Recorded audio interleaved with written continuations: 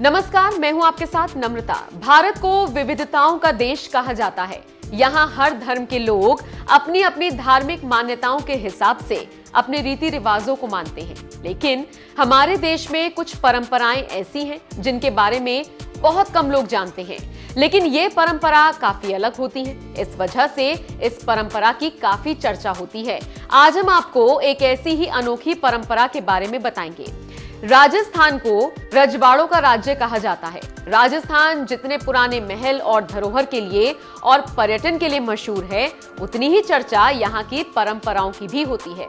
ऐसी ही एक अनोखी परंपरा उदयपुर के आसपास के गांव में होती है। दरअसल उदयपुर के पास 3 गांव सुरखेड़ा, नदासा और अंबल ऐसे गांव हैं जहां ज्यादातर जनसंख्या आदिवासी लोगों की है। लेकिन खास बात यह है कि जब किसी लड़के की शादी होती है तो दूल्हा शादी में नहीं जाता। जी हाँ, सुनकर चौंकिए मत। इस बात को सुनकर आपके दिमाग में सवाल आ रहा होगा कि अगर दूल्हा ही बारात में नहीं जाएगा तो फिर शादी की सारी रस्मों को कौन निभाएगा।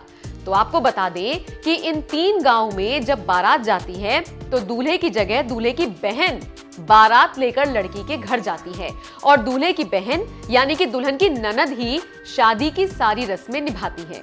बड़ी बात यह है कि दूल्हे की बहन ही दुल्हन के साथ 7 फेरे भी लेती है और उसके बाद वो अपनी भाभी को घर लेकर आती है।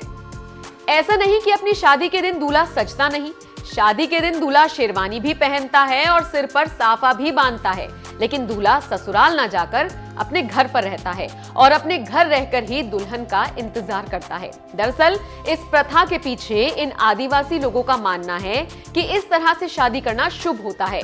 अगर कोई इस परंपरा से शादी नहीं करता तो दूल्हा दुल्हन का वैवाहिक जीवन खराब हो जाता है, वर वधू के जीवन में परेशानी आ जाती है। वैसे इस परंपरा के पीछे भी एक पौराणिक कथा है।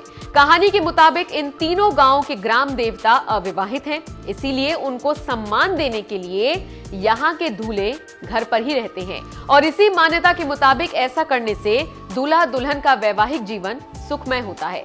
तो दोस्तों, आपका इस प्रथा को लेकर क्या कहना है? क्या आप भी इस तरह की किसी अनोखी प्रथा के बारे में जानते हैं? आपका जो भी मानना हो कमेंट करके हमें जरूर बताएं।